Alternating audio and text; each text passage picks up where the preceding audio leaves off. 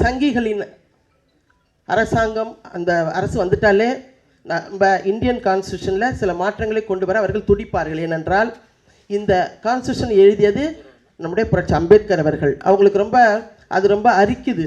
எப்படியாவது அதில் ஒரு மாற்றம் கொண்டு வர வேண்டும் என்று நமக்கு இதெல்லாம் இப்படிப்பட்ட தொந்தரவுலாம் கொடுப்பாங்கன்னு இப்போ இல்லை 10 வருஷத்துக்கு முன்னே தலைவர்கள் சொன்னார்கள். அவர் தலைவர் அதனால தான் ஒரு தீர்க்கதரிசி நம்ம சொல்கிறோம், ப்ராஃபிட். ஏன்னா நமக்கு தெரியாதது எல்லாமே தலைவர் தான் சொல்லிக் கொடுக்குறாரு. நம்முடைய பெற்றோர்கள் கூட சொல்லிக் கொடுக்குறதே இல்லை. நமக்கு எல்லா கிளாஸும் எடுத்துருக்குறாங்க, எல்லா வகையிலும் கிளாஸ் எடுத்துருக்காங்க. அதனால தான் இன்றைக்கி பல சங்கிகள் குறைத்து கொண்டு இருக்கும்போது கூட நாம் அமைதியாகவே கடந்து செல்கின்றோம். நம்ம பார்க்குறோம் இந்த 10 நாளில் ஒன்றுமே இல்லை. அதாவது அந்த ராஜீவ் காந்தி அப்படின்ற ஒரு வழக்கறிஞருக்கு நல்லா தெரியும், ஒரு காயமும் இல்லை.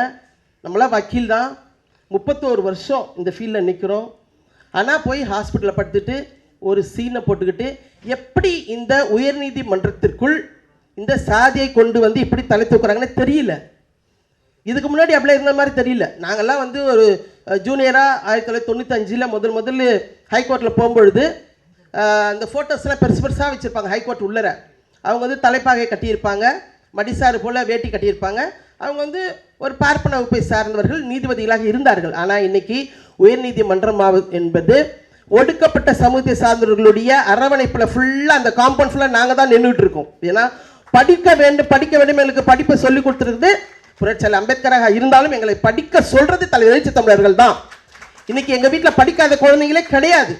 நிறைய வழக்கறிஞர்கள், நிறைய மருத்துவர்கள், நிறைய என்ஜினியரு, ஏஐஏ, இப்படி நிறைய பேர் வந்திருக்கிறாங்கன்னு சொன்னால் எங்கள் தலைவர் எங்களுக்கு நல்லதை சொல்லிக் கொடுக்குறது மட்டும் இல்லாமல் படிங்கன்னு படிப்பையும் சொல்லிக் கொடுத்து ஒரு தந்தை போல எங்களை வழிநடத்தி கொண்டிருக்கிறார்.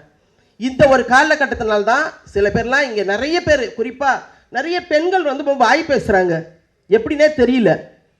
எங்களுக்கெல்லாம் நிறைய பேச தெரியும், ஆனாலும் ரொம்ப அமைதியாக இருக்கிறதுக்கு, ரொம்ப அடக்கமாக அட்லீஸ்ட் நடிக்கிறதுக்கு கூட காரணம் தலைவர் தான். அந்த ஒரு முகத்தை பார்த்து தான் பேசக்கூடாது, அமைதியாக கடந்து போகிறோம். ஆனால் பெண்கள் ஏன் அவங்க வாங்குற கூலிக்கு அவங்க மாரடிக்கிறாங்க, எவ்வளோ வார்த்தையை கொட்டுறாங்க. இதுக்கெல்லாம் பதில் சொல்ல தெரியும், ஆனாலும் நம்ம அமைதியாக போகிறோன்னு சொன்னால் தலைவர் தான் காரணம். இன்றைக்கு அவர்கள் சனாதன சக்திகள் பல்வேறு விதங்களிலே குறிவைக்கிறார்கள். 360 டிகிரி அட்டாக் என்று சொல்வார்களே, 360 கோணத்தில் ஒரு தலைவர் தாக்கப்படுகிறார். ஒரு தலைவருடைய அவருடைய அந்த பாதை தடுக்கப்படுகிறது என்று சொன்னால் அது நமது தலைவர் டாக்டர் எழுச்சி தமிழருக்கு மட்டும் தான். பிளேடு பக்ரி, பொறுக்கி, எதோ கட்ட பஞ்சாயத்துக்காரன், தாதா, இவனையெல்லாம் விட்டு டிஸ்டர்ப் பண்ண பார்க்குறாங்க. வளைக்க பார்த்தா முடியல, பதவி ஆசை காட்டி பார்த்தா முடியல, மிரட்டுறதுக்கு வாய்ப்பு இல்லை. இப்போ என்ன பண்ணுறது?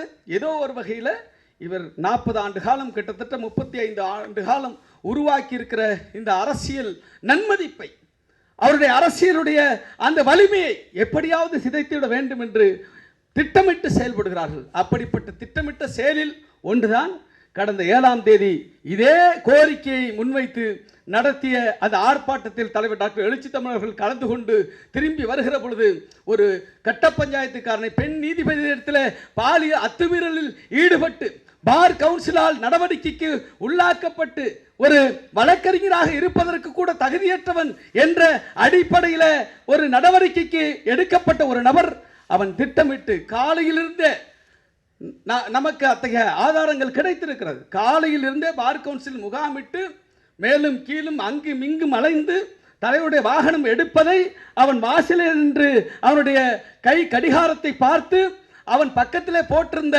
அந்த பைக்கை எடுத்துக்கொண்டு நோவே என்று சொல்வார்களே, எதிர்த்து செயல் பயணித்து யூட்டன் எடுத்து தலைவருடைய வாகனத்தை திட்டமிட்டு வரிமறித்து வம்பிழுக்கிறான். இந்த நாட்டினுடைய அரசமைப்பு சட்டத்திற்கு மிக பெரும் ஆபத்து இருக்கிறது. அந்த அரசமைப்பு சட்டம் தூக்கி எறியப்பட்டு அந்த இடத்திலே சனாதன சட்டம் இந்த நாட்டின் சட்டமாக மாற்றப்படுவதற்கான முயற்சிகள், சதிகள் நடந்து கொண்டிருக்கிறது என்பதை உணர்ந்து தன்னுடைய பிறந்த நாளிலே அவர் அத்தகைய முழக்கத்தை, சனாதன சக்திகளை தனிமைப்படுத்துவோம், ஜனநாயக சக்திகளை ஐக்கியப்படுத்துவோம் என்ற அந்த முழக்கம் தான் இந்தியா கூட்டணி உருவாவதற்கான முதல் விதை என்பதை இந்த நேரத்தில் நான் சுட்டிக்காட்ட கடமைப்பட்டிருக்கிறேன். இந்த நாடை போற்றிக் கொண்டிருக்கின்ற ஒரு தலைவனை, உனக்கு தலைவன் எனக்கு தலைவனா என்று கேட்டானே, அந்த சாதி வெறி பிடித்தவன் மீது காவல்துறை என்ன நடவடிக்கை எடுத்தது? எப்படி இந்த புட்டாஜி, இதுக்கு முன்னாடியே ஒரு புட்டாஜி வரும், நீங்க பாத்தீங்கன்னா அது பாலிமெத்திவ் என்ற சனாதன சங்கியினுடைய தொலைக்காட்சி. அது இதற்கு முன்னதாக அவன் வர பார்த்து எல்லா செய்தியும் இதற்கு முன்னதாக எடுக்கப்பட்டது. எப்படி எடுத்தீங்க, எப்படி திட்டமிட்டீர்கள், அப்ப அது யார் எடுத்தது, எத்தனை மணிக்கு எடுத்தீங்க, இதுக்கு பின்னால் என்ன இருக்கிறது என்பதை இந்த காவல்துறை விசாரித்ததா என்பது கேள்விக்குரியதாக இருக்கிறது. இங்கே வரவேற்புரை ஆட்சிய தோழர் பார்வேந்தன் அவர்கள் குறிப்பிட்டதை போல இந்த நிகழ்வு இந்திய நீதித்துறையின் மீது நடத்தப்பட்டிருக்கிற மாபெரும் அவமானகரமான தாக்குதலை கண்டித்தும் இந்த நாட்டில் ஜனநாயகமும் அரசமைப்பு சட்டமும் இன்றைக்கு கேள்விக்குரியதாக மாற்றப்பட்டு கொண்டிருக்கிறது, அதனுடைய எதிர்காலம் கேள்விக்குரியதாக இருக்கிறது என்பதை நாட்டு மக்களுக்கு எடுத்து இயம்பிட வேண்டும் என்கிற அந்த லட்சியத்தினுடைய பார்வையோடும் கடந்த 6ஆம் தேதி உச்சநீதிமன்றத்தினுடைய இந்திய தலைமை நீதிபதி மாண்புமிகு B.R. கவாய் அவர்கள் மீது நடத்தப்பட்டிருக்கிற ஒரு இழி செயலை கண்டித்தும் இந்த கருத்தமர்வு ஒருங்கிணைக்கப்பட்டிருக்கிறது.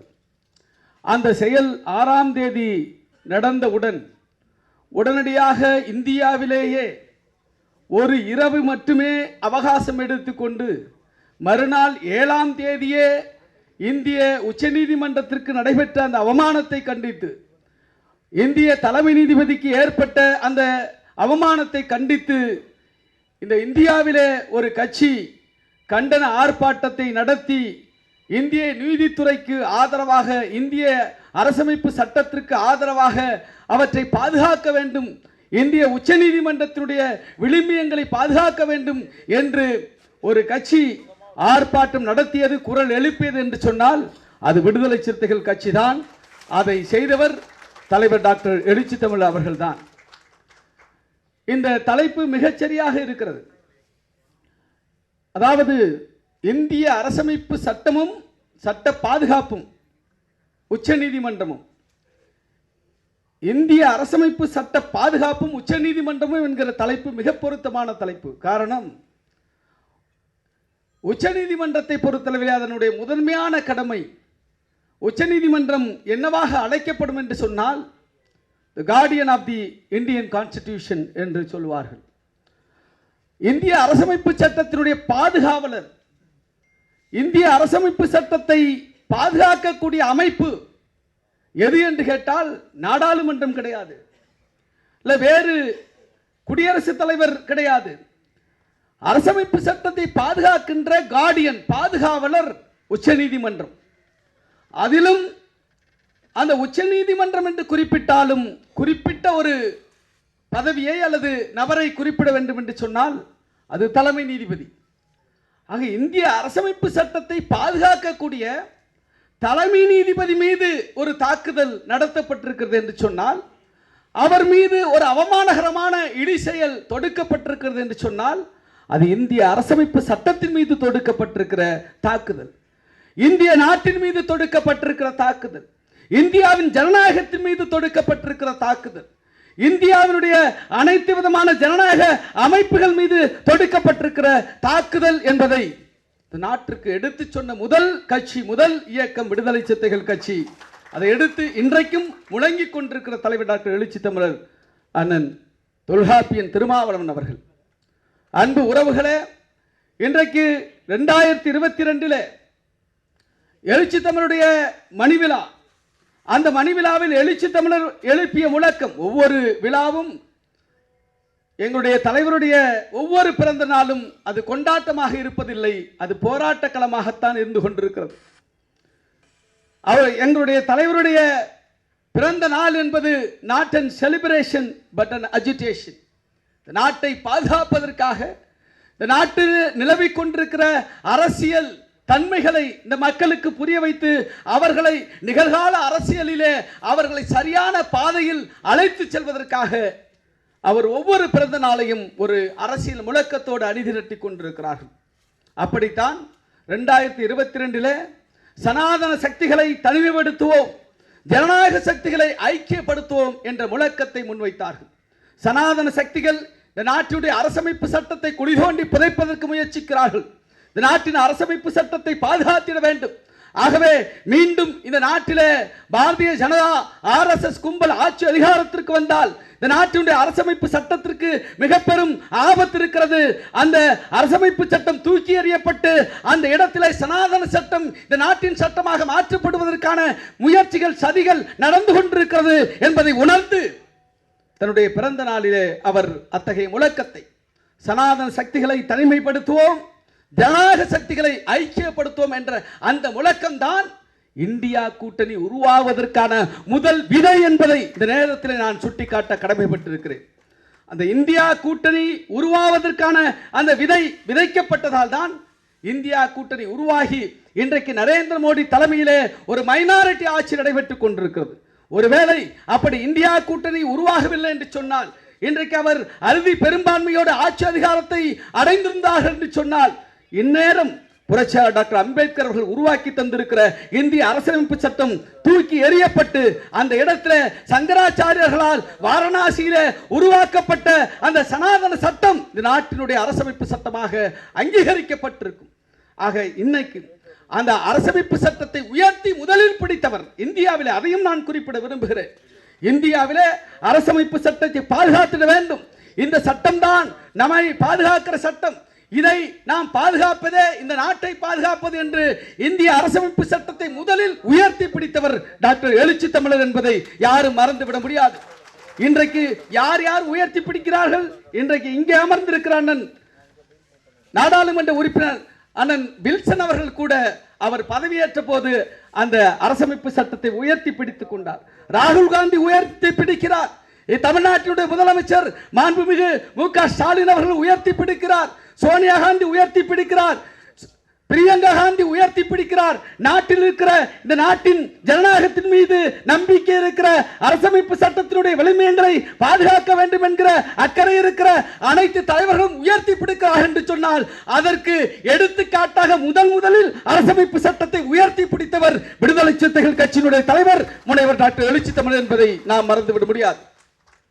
அத்தகைய பாதுகாப்போடு இன்றைக்கு இந்த அரசமைப்பு சட்டத்தை பாதுகாக்க வேண்டும் என்கிற அந்த போராட்டத்தில் சனாதன சக்திகளுக்கு சிம்ம சொப்பனமாக அவர்களுக்கு ஒருபோதும் ஒரு சிறு இடம் கூட இந்த நாட்டிலே கொடுத்து விடக்கூடாது, குறிப்பாக தமிழகத்திலே அவர்கள் கால் ஊன்றிவிடக் கூடாது என்று மிக வலிமையோடும் உறுதியோடும் சமரசமின்றியும் போராடி கொண்டிருக்கிற ஒரு தலைவரை இன்றைக்கு அவர்கள் சனாதன சக்திகள் பல்வேறு விதங்களிலே குறிவைக்கிறார்கள். 360 டிகிரி அட்டாக் என்று சொல்வார்களே, 360 கோணத்தில் ஒரு தலைவர் தாக்கப்படுகிறார். ஒரு தலைவருடைய அவருடைய அந்த பாதை தடுக்கப்படுகிறது என்று சொன்னால், அது நமது தலைவர் டாக்டர் எழுச்சி தமிழருக்கு மட்டும் தான். பிளேடு பக்ரி பொறுக்கி எதோ கட்ட பஞ்சாயத்துக்காரன் தாதா இவனை எல்லாம் விட்டு டிஸ்டர்ப் பண்ண பார்க்குறாங்க. வளைக்க பார்த்தா முடியல, பதவி ஆசை காட்டி பார்த்தா முடியல, மிரட்டுறதுக்கு வாய்ப்பு இல்லை. இப்போ என்ன பண்ணுறது? ஏதோ ஒரு வகையில் இவர் 40 ஆண்டு காலம், கிட்டத்தட்ட 35 ஆண்டு காலம் உருவாக்கி இருக்கிற இந்த அரசியல் நன்மதிப்பை, அவருடைய அரசியலுடைய அந்த வலிமையை எப்படியாவது சிதைத்துவிட வேண்டும் என்று திட்டமிட்டு செயல்படுகிறார்கள். அப்படிப்பட்ட திட்டமிட்ட செயலில் ஒன்றுதான் கடந்த 7ஆம் தேதி இதே கோரிக்கையை முன்வைத்து நடத்திய அந்த ஆர்ப்பாட்டத்தில் தலைவர் டாக்டர் எழுச்சி தமிழர்கள் கலந்து கொண்டு திரும்பி வருகிற பொழுது ஒரு கட்ட பஞ்சாயத்துக்காரனை பெண் நீதிபதியிடத்தில் பாலியல் அத்துமீறலில் ஈடுபட்டு பார் கவுன்சிலால் நடவடிக்கைக்கு உள்ளாக்கப்பட்டு ஒரு வழக்கறிஞராக இருப்பதற்கு கூட தகுதியற்றவன் என்ற அடிப்படையில் ஒரு நடவடிக்கைக்கு எடுக்கப்பட்ட ஒரு நபர், அவன் திட்டமிட்டு காலையிலிருந்தே நமக்கு அத்தகைய ஆதாரங்கள் கிடைத்திருக்கிறது. காலையில் இருந்தே பார் கவுன்சில் முகாமிட்டு மேலும் கீழும் அங்கும் இங்கும் அலைந்து தலைவருடைய வாகனம் எடுப்பதை அவன் வாசலில் நின்று அவனுடைய கை கடிகாரத்தை பார்த்து அவன் பக்கத்திலே போட்டிருந்த அந்த பைக்கை எடுத்துக்கொண்டு நோவே என்று சொல்வார்களே, எதிர்த்து செயல் பயணித்து யூட்டன் எடுத்து தலைவருடைய வாகனத்தை திட்டமிட்டு வரிமறித்து வம்பிழுக்கிறான். தலைவருடைய வாகனம் அந்த இடத்துல 10 நொடி 20 நொடி கூட அங்கு இல்லை. அது புறப்பட்டு விட்டது. என்னவென்று அவர் அறிவதற்கு முன்பாக அந்த இடத்தை கடந்து விட்டது. ஆனால் என்ன குற்றம் சாட்டுகிறார்கள், என்ன அவதூறு பரப்புகிறார்கள், என்ன பொய் செய்திகளை பரப்புகிறார்கள் என்று சொன்னால், ஏதோ தலைவர் அமர்ந்து கொண்டு வன்முறையை தூண்டியதைப் போல, அவர் அமர்ந்து கொண்டு இதையெல்லாம் வேடிக்கை பார்த்ததைப் போல ஒரு திட்டமிட்ட உண்மைக்கு புறம்பான திரித்து சொல்லக்கூடிய அந்த செய்திகளை பரப்புகிறார்கள். அப்படி பரப்புவர்களும் சனாதன சக்திகளுக்கு துணை போகிற ஊடகங்கள் தான். இன்றைக்கு பாரதிய ஜனதா கட்சியும் பாரதிய ஜனதா கட்சியோடு கூட்டணியில் அங்கம் வகித்துக் கொண்டிருக்கிற கட்சிகளும் தான் இத்தகைய அவதூறுகளை பரப்பிக் கொண்டிருக்கிறார்கள். இல்லாதது இருப்பதை போல அவர்கள் திட்டமிட்டு உருவாக்குகிறார்கள். ஒரு விளக்கத்தை அவர் சொல்ல போனால் அந்த விளக்கத்தில் முன்னும் பின்னும் வெட்டி ஒட்டி அதை ஒரு தவறான செய்தியை மக்களுக்கு கொண்டு போய் சேர்ப்பதற்கான முயற்சியை தொடர்ச்சியாக ஈடுபட்டு கொண்டிருக்கிறார்கள். இதையெல்லாம் பார்த்து அஞ்சுகிற கூட்டமல்ல நாங்கள். உங்களுடைய சலசலப்புக்கெல்லாம் அஞ்சுகிற நபர்கள் அல்ல சிறுத்தைகள் என்பதை நாம் இந்த நாட்டிற்கு உணர வைக்க வேண்டிய கட்டாயம் இருக்கிறது. அந்த அடிப்படையில் இன்றைக்கு தலைவர் குறிவைக்கப்படுவதற்கு காரணம் அரசமைப்பு சட்டத்தை பாதுகாப்பதற்கான போராட்டத்தில் சமரசமற்று நிற்பதுதான். தலைவர் குறிவைக்கப்படுவதற்கு காரணம் சனாதன சக்திகளுக்கு சிம்ம சொப்பனமாக திகழ்வதுதான். தலைவர் குறிவைக்கப்படுவதற்கு காரணம் சனாதன சக்திகளை தமிழகத்திலே கால் உண்டு விடக் கூடாது என்பதிலே மிக உறுதியோடும் வலிமையோடும் அனைவருக்கும் தலைமையேற்று நடத்துவதுதான். ஆகவே அவரை குறிவைப்பது என்பது தமிழகத்தை குறிவைப்பது, அவரை குறிவைப்பது என்பது தமிழக நலனின் மீது குறிவைப்பது, அவரை குறிவைப்பது என்பது தமிழ்நாட்டுடைய சமூக நீதி வரலாற்றை அழிப்பதற்கான முயற்சி என்பதை நாம் புரிந்து கொண்டு தலைவருடைய கரத்தை வலுப்படுத்துவோம், நாட்டை பாதுகாப்போம், இந்திய அரசமைப்பு சட்டத்தை பாதுகாப்போம் என்று சொல்லி வாய்ப்புக்கு நன்றி பாராட்டி நிறைவு செய்கிறேன். நன்றி, வணக்கம். இன்றைக்கு இந்த நாடு அரசியல் சட்டத்தை பாதுகாக்க வேண்டிய ஒரு கட்டாயத்திற்கு ஆளாக்கப்பட்டிருக்கிறது. ரஜினிகாந்த் சொன்னது போல பாராளுமன்றத்திலும் பல்வேறு போராட்டங்களிலும் இன்றைய எல்லாருடைய கைகளிலும் அரசியலமைப்பு சட்டம் இன்றைக்கு தூக்கி பிடிக்கப்பட்டு உயர்த்தி பிடிக்கப்பட்டு அதற்கான போராட்டங்களை அனைவரும் நடத்தி கொண்டிருக்கிறார்கள். ஆனால் அந்த அரசியலமைப்பு சட்டம் இந்தியா முழுக்க இருக்கின்ற எல்லோருடைய கைகளிலும் தவழ்வதற்கு காரணம் எழுச்சி தலைவர் தான். முதலிலே அந்த அரசியல் சட்டத்தை உயர்த்தி பிடித்து இதனை பாதுகாத்திட வேண்டும் என்று குரல் கொடுத்தவர் எழுச்சி தலைவர் மட்டும்தான். அதன் பிறகுதான் அதன் மீதான பார்வை, அதன் மீதான நோக்கம் எல்லாம் ஏற்பட்டு இன்றைக்கு பரவலாக அதை பற்றி நாம் பேசிக் கொண்டிருக்கிறோம், விவாதித்துக் கொண்டிருக்கிறோம். கடந்த 6ஆம் தேதி உச்ச நீதிமன்றத்தில் ஒரு வழக்கு நடந்து கொண்டிருந்த போது மாண்புமிகு உச்ச நீதிமன்றத்தின் தலைமை நீதிபதி மீது சனாதன சங்கி ஒரு வழக்கறிஞர் காலையை தூக்கி வீசியிருந்தார்கள். அந்த சம்பவம் அந்த சமயத்திலே உச்ச நீதிமன்றவர்கள் மீது எந்த விதமான நடவடிக்கையும் தேவையில்லை, நான் கடந்து விட்டேன் என்று சொல்லி அவர் கடந்து விட்டார்.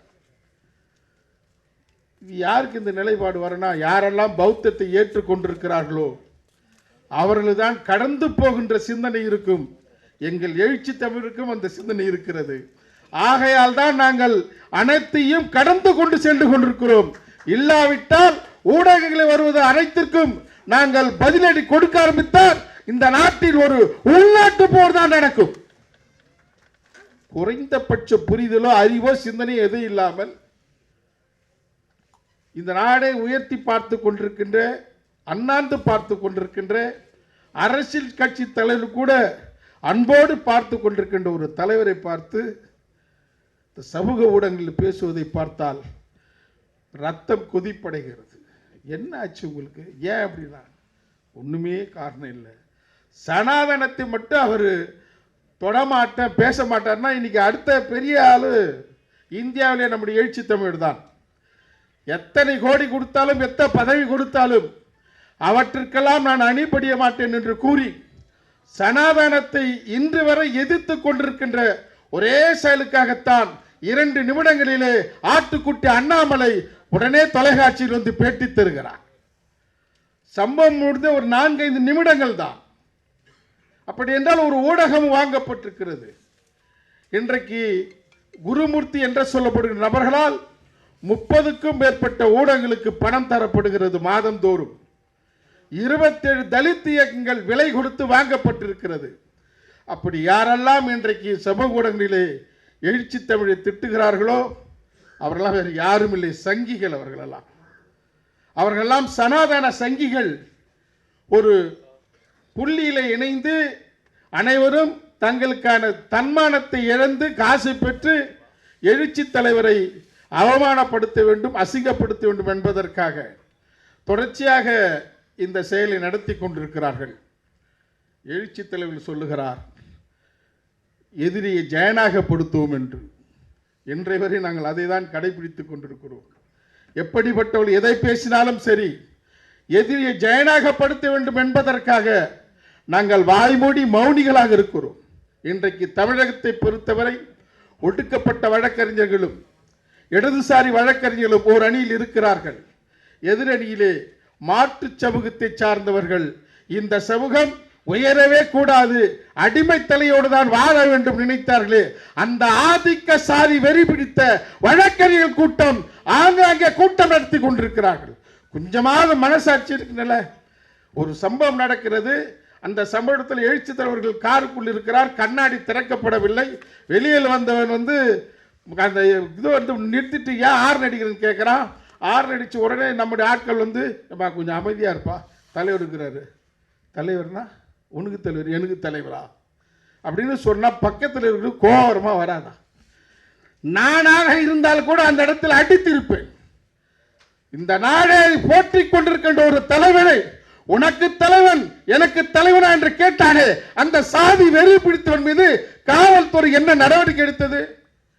எப்படி இந்த புட்டாஜி, இதுக்கு முன்னாடியே ஒரு புட்டாஜி வரும், நீங்க பாத்தீங்கன்னா அது பாலிமெத்திவ் என்ற சனாதன சங்கியினுடைய தொலைக்காட்சி. அது இதற்கு முன்னதாக அவன் வர பார்த்து எல்லா செய்தியும் இதற்கு முன்னதாக எடுக்கப்பட்டது. எப்படி எடுத்தீங்க, எப்படி திட்டமிட்டீர்கள்? அப்ப அது யார் எடுத்தது, எத்தனை மணிக்கு எடுத்தீங்க, இதுக்கு பின்னால் என்ன இருக்கிறது என்பதை இந்த காவல்துறை விசாரித்ததா என்பது கேள்விக்குரியதாக இருக்கிறது. ஆக தமிழகத்தை பொறுத்தவரை எழுச்சி தமிழர் மீது எல்லா தலைவரும் சில பேர் பேசுறாங்க, வேதனையாக இருக்கிறது. அவர் எழுந்து வந்து கேட்கக்கூடாதா? எதுக்கு எழுந்து வரணும்? அவருக்கு இதுக்கு என்ன இருக்குது? வண்டி இடிச்சுதா? இடிக்கப்படவில்லை. இடிக்காதபடி இடிச்சா மாதிரி சில பேர் சொல்லி கொண்டிருக்கிறார்கள். அது தவறானது. நிறைய பேர் உட்கார வச்சுட்டு அந்த படத்தை போட்டு ஜூம் பண்ணி பாருங்க. ஆக நடக்காத ஒரு செயலுக்காக எழுச்சி தமிழரை எல்லா ஊடகங்களிலும் சாதி இந்துக்களும் சனாதனவாதிகளும் ஆதிக்க மனப்பான்மை கொண்டவர்களும் பேசிக் கொண்டிருக்கிறார்கள்.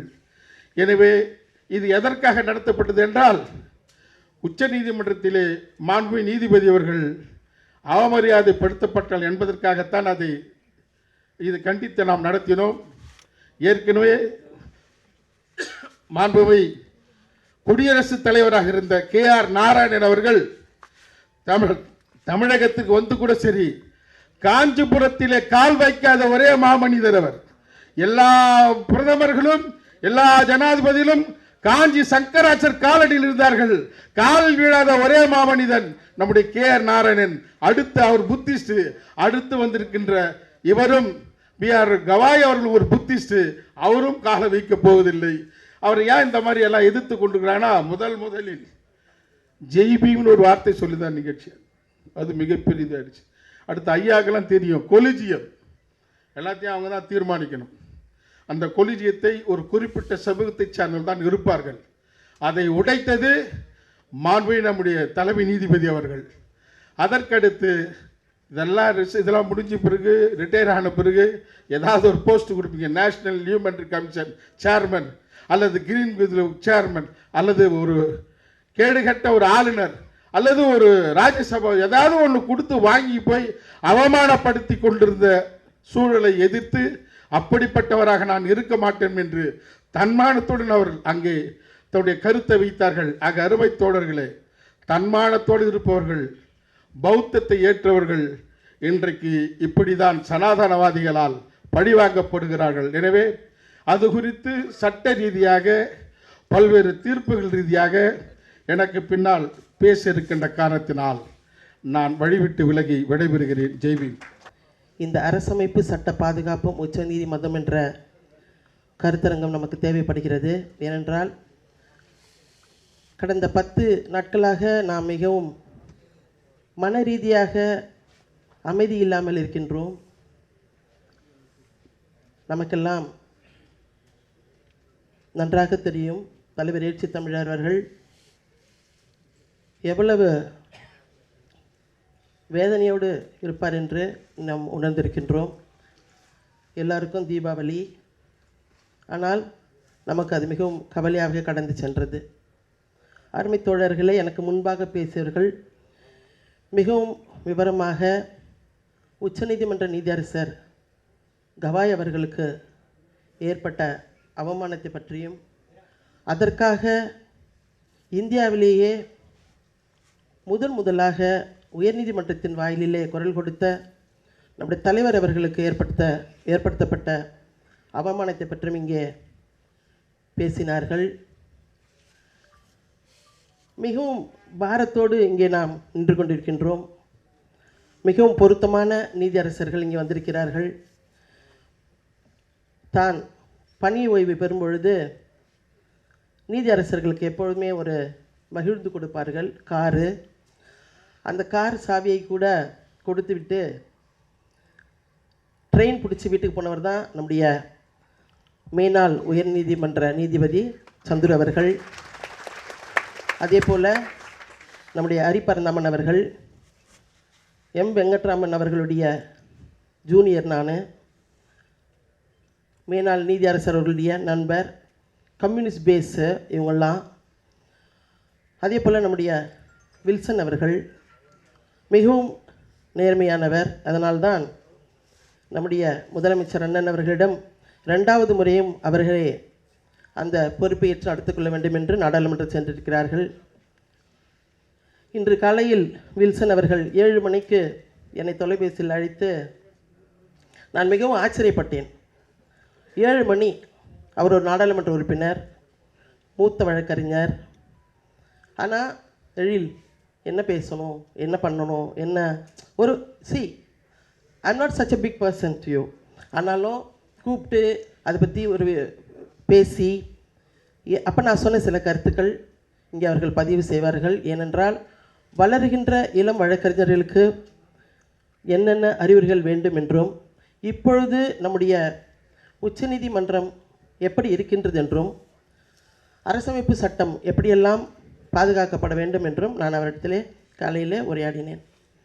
இந்த அரசமைப்பு சட்டம் நிச்சயமாக சொல்கின்றேன், சட்டம் படித்தவர்களுக்கு இந்தியன் கான்ஸ்டியூஷன் தெரிஞ்சிருக்கும். அது ஒரு எக்ஸாம், ஒரு பேப்பர் நம்ம எழுதி பாஸ் பண்ணுவோம். ஆனால் சட்டம் படிக்காதவர்களும் நம்முடைய கட்சியில் நிச்சயமாக அவங்களுக்கு இந்த கான்ஸ்டியூஷன் தெரிஞ்சிருக்கும். ஏன்னா தலைவர் எழுச்சி தமிழர்களுடைய பாடம் அப்படிப்பட்டது.